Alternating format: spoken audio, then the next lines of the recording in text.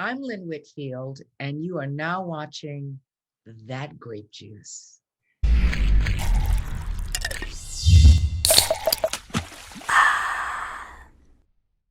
Hello, That Grape Juice viewers. Today we have not just a special guest, but an extraordinary guest. I actually can't believe she's here today, like seriously.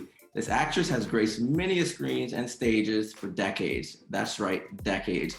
From her role in the classic For Colored Girls Who Have Considered Suicide When the Rainbow Is Enough in the 70s, to her first film role as Thelma Cleland in Dr. Detroit in the 80s, to her iconic performance as Josephine Baker, which won her an Emmy, and her iconic role as Brandy Webb in A Thin Line Between Love and Hate in the 90s, to the great Lady Mae Greenleaf in recent times. This wonderful being has proven herself to be an eternal icon. Yes, and that was just scratching the surface. That Grape Juice viewers, please help me in welcoming the incredible talent, the timeless beauty, the one and only Lynn Whitfield. How are you today? What a great introduction. Can I take you everywhere? I'm here. I'm here. Take all my introductions. Yes, I love it. You are gorgeous. You're looking so gorgeous. Oh, thank you so much. Of course. So we had the privilege of watching the screener for your TV1's Uncensored episode, which comes out this Sunday, October the 10th. And it was truly entertaining. And I want to start from the beginning. I knew you were raised in Baton Rouge, Louisiana, and I've always thought of you because I've known you since I was this high, and I've always known you to have this air of regality about yourself. And it was interesting to learn about your, your upbringing with your father. And you said you call yourself Jean and Larry's daughter, but at the same time, you consider yourself your own person. So how did Baton Rouge influence the woman that you are today? Well, my father always loved music, wrote music, had something called the Baton Rouge Community Chorus. So I was always around theatrical activity. My mother was who just had her 90th birthday and flew a plane, by the way, with an instructor. But she was very glamorous, my mother.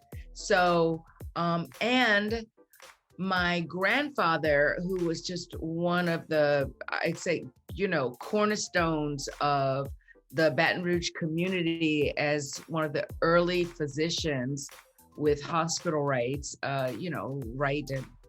before integration, actually, I learned a lot about service.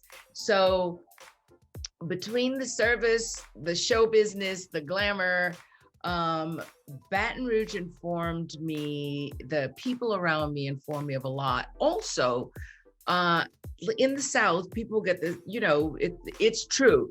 There is racism. There are things that still have to be worked out. But one of the kind of perks at that time that I grew up there was that all of my community leaders were Black.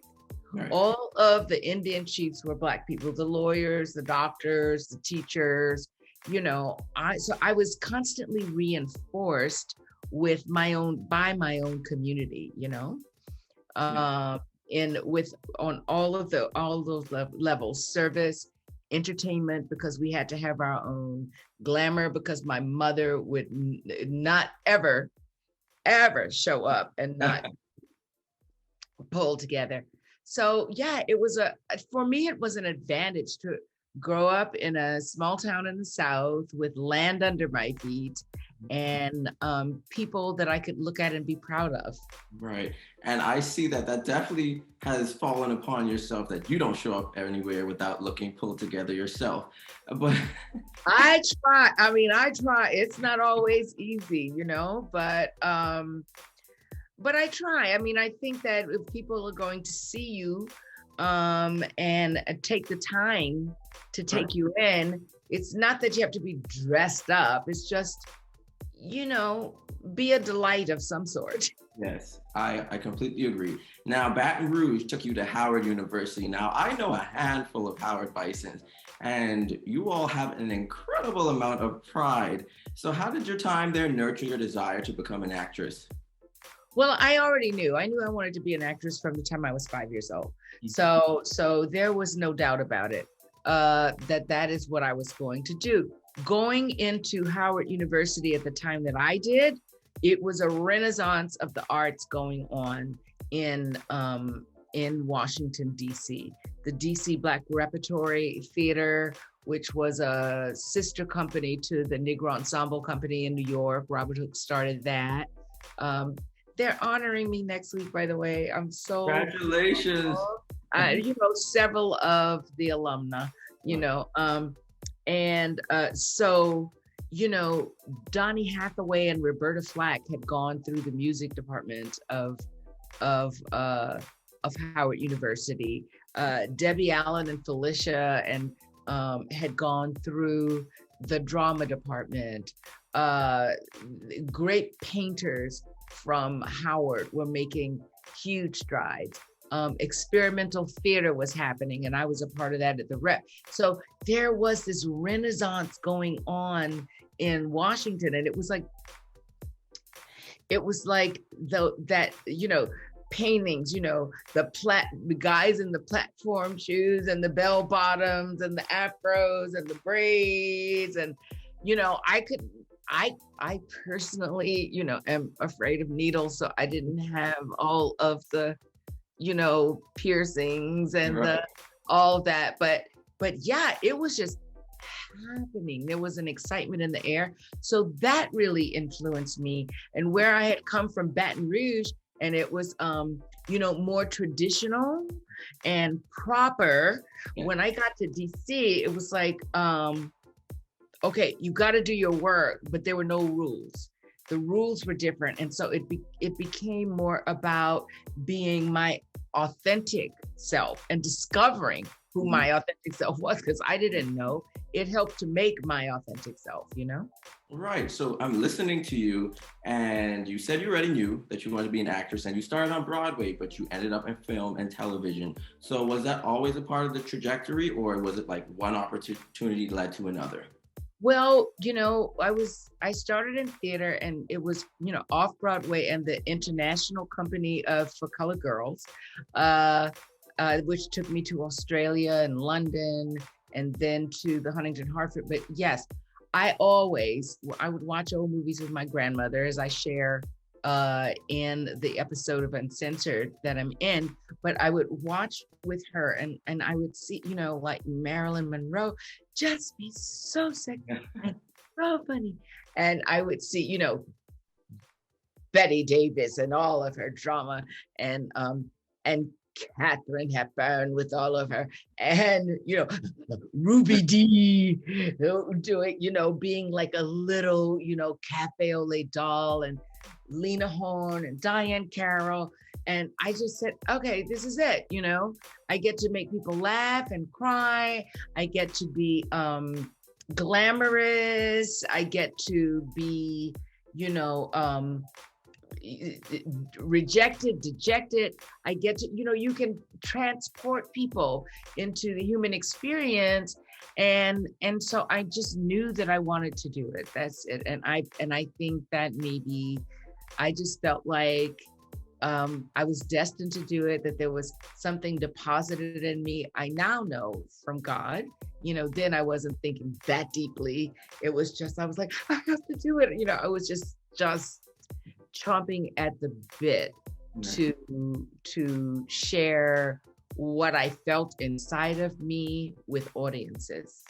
Right. So all of that inspiration you have definitely channeled into one or two iconic characters about each decade so far.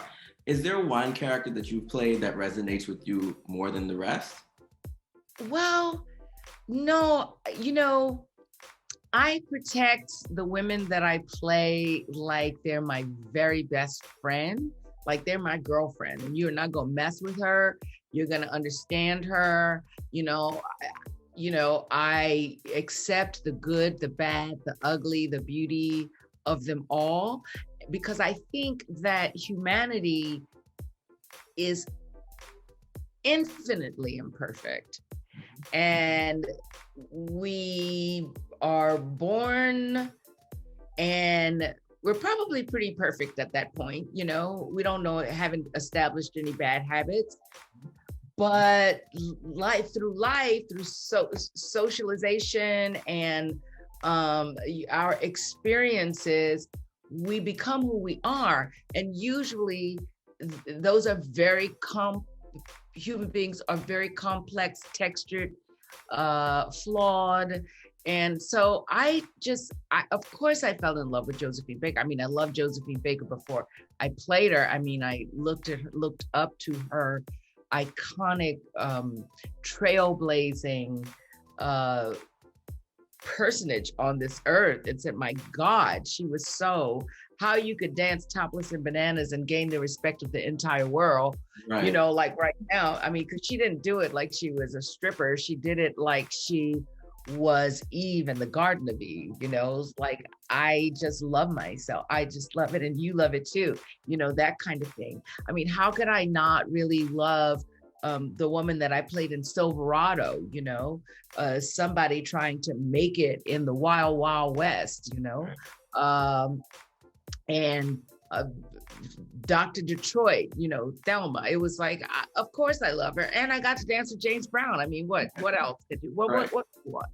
And then Lady May, people in our country and around the world, she has resonated in Africa, in South Africa, in Nigeria, in Jamaica, I was just in Cayman Islands, all across this country, because we haven't had many opportunities to see women like her. Right. Matriarchs who keep it going on, who are queens of the kingdom that they help create, and will not let it go, easily.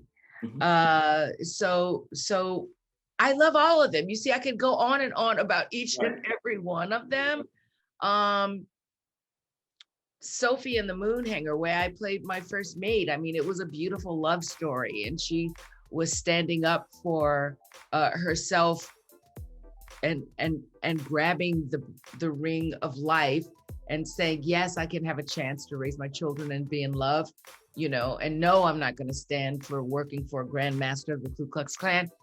So many of them mean a lot to me, and they all have a special place in my heart.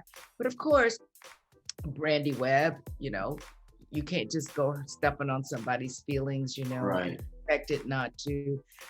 So I love them all. The one that has been the best to me and rewarded me most, of course, is Josephine Baker. Right. So like I've mentioned, I said earlier, you always to me had this air of reality to yourself. So when I watched your special, I was pleasantly surprised to see how forthcoming you were about your divorce and your daughter and being a mother. So say 10, 20 years ago, would you have been this forthcoming? Probably not. Mm-hmm. Probably not. Because I was afraid, like nobody wants to be, I was a child of divorce. So to create a child of divorce, you just want to make sure you're making the right decisions. I knew what that felt like. You don't know what will be an ongoing career. So I was growing up, and I continue to be a work in progress. But now at this point, I think I can speak more honestly. Then I would have been more careful. And I think maybe more concerned about what people thought of me. Mm-hmm. Perfect. Well, before I let you go, you're an inspiration to so many, including myself, as far as longevity goes. But what advice would you give to young actors and creatives that are Black, especially young Black actresses in today's world? Well, the first thing, and most importantly, is to know your craft and how your craft and your instrument work together to reveal a character, be it comedic or dramatic or whatever. So that's the first thing, to be good at it. I'm sorry, I'm a bit of a snob about excellence. You know what I mean? I'm not a huge fan of mediocrity. So that's just my advice. And secondly, is to really understand how the business is working at this point. And it continues to change, you know? But to understand that, to always be peeled, keep your eyes peeled for an opportunity. And when that opportunity comes, you know, apply yourself and your plan to bring something that they've not seen, that it sets you apart, because your truth is different than anybody else's truth. Right. If you're actually filtering a character through you and really do that, then you're going to see that special thing. If you think about it, you know, the people who break through are the ones who have that special strength to do it in a way that really gets your attention, not because they're trying to get your attention, but because it's so good you can't help it. Right. And on that note, that was some perfect advice. I can feel the excellence coming through the screen and landing on me. But on behalf of That Grape Juice, this is an honor today to be speaking with you, having your time. We just want to thank you from the bottom of our hearts, and we wish you continued success and all the best moving forward. Well, thank you so much. You know, you're pretty regal and elegant yourself. So I'll say that. And you did a great interview. Thank you. Carry on. Thank you.